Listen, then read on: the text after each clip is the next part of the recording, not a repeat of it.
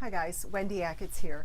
I'm in the backyard of my home and I wanted to show you a couple of things that we have going here.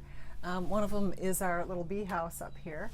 We've got leaf cutter bees and mason bees taking turns going in there. I think the mason bees come out first here in Michigan, and they don't make honey, but they are great pollinators. They pollinate 100 times more than a honeybee.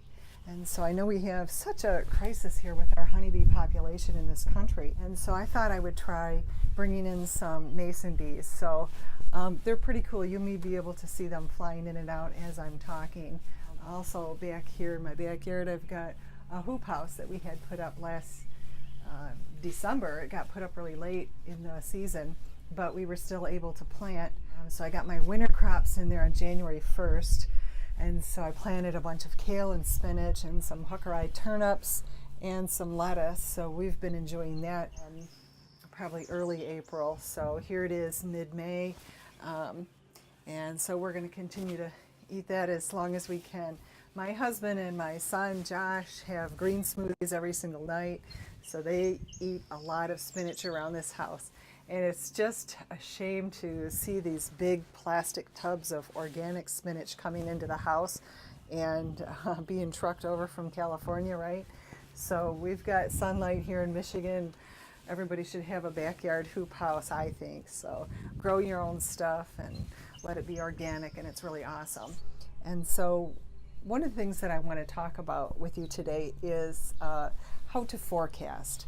And as you guys know my story, you've heard me talk about how we started out baking a few pies out of our home, selling at the local farmers markets 25 years ago. So here we are, glued to the Weather Channel. You know, we constantly had the TV on, the Weather Channel, you know, starting from like Wednesday or Thursday. What's it going to do on Sunday? You know, we'd start prepping the pies like on Thursday and Friday. How many pies should we sell this Sunday? Well, I don't know. It's a 50% chance of rain, you know, so what do you do?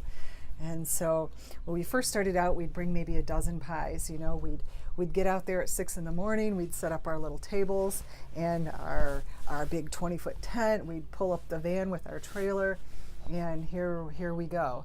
And you know, every week it seemed like we were selling out early. We'd sell out by 11:30, and we'd pack up all our stuff and head home. And you know, all the other vendors were still there trying to sell their stuff, and it was like here we were leaving the party early. So that's not cool. We had missed a lot of opportunity too.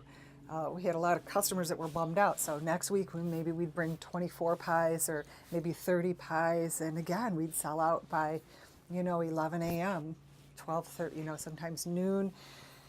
The flea market goes on until maybe 2 in the afternoon. So you look forward to selling out, but you want to last a little bit longer. You know, you don't want to miss those few sales. So you've already paid for your space for that day. Don't sell yourself short. So how are we forecasting this besides looking at the Weather Channel? And another thing that we would do is we would say, hey, it's a holiday coming up, and that would make a lot of difference too. And we still use these forecasting methods in our store. Holiday, Mother's Day, you're going to sell twice as many pies as you did the Sunday prior to that. People are coming to the markets, they're out and about, they're buying the flowers and all the beautiful hanging baskets there at the outdoor markets, and they're going to pick up Mama Pie too. So I remember saying to, you know, some of my friends, man, we keep selling out every week at the market, you know, and we're up to about selling 50 pies. I bet we could sell 100 pies, you know, and they would just kind of laugh and pat me on the back and say, oh, that's so nice, Wendy. It's good to have a goal to shoot for. Good for you. And so that first Mother's Day that we had sold at the flea market, we weren't sure what to expect, but 112 pies, I believe, is what we sold that first Mother's Day. That number sticks in my head, 112 pies. That's a lot of pies to bake out of your home kitchen. So every week we'd forecast a little bit more and see how we would do. And you want to figure out how many pies you make and how many pies do you bake and bring to the market without going over, right? So if you sell 100 pies and you have to bring back 10, that's like your whole profit, you know, so you don't want to do that. And you don't want to get rained out. We had been rained out in the past, or we had a beautiful day, but the flea market was over, no more customers, and so there's been times where we've had to bring pies back to the kitchen, right? What's your plan B? When stuff like that happens and you've overbaked, you made a mistake, things didn't work out, you know, it rained or whatever, what is your plan B? I can remember in the early years where my husband and our early partner at that time, Jack, were selling at the Mount Clemens Farmers Market. They had gone out to that one that day for one reason or another. Usually they were pushing me out there at the markets, but the two guys went out. They got rained out. We had 50 pies, and it was terrible. And they, you know, were very resourceful. They got in the van and they started driving around town. Now we're at the Mount Clemens Farmers Market, so I think they went down to like, you know, the Kmart's there off of Groesbeck, and they were just going around the parking lot, walking up to customers, walking into Kmart's, hey, do you want to buy a pie? And it was just really shady.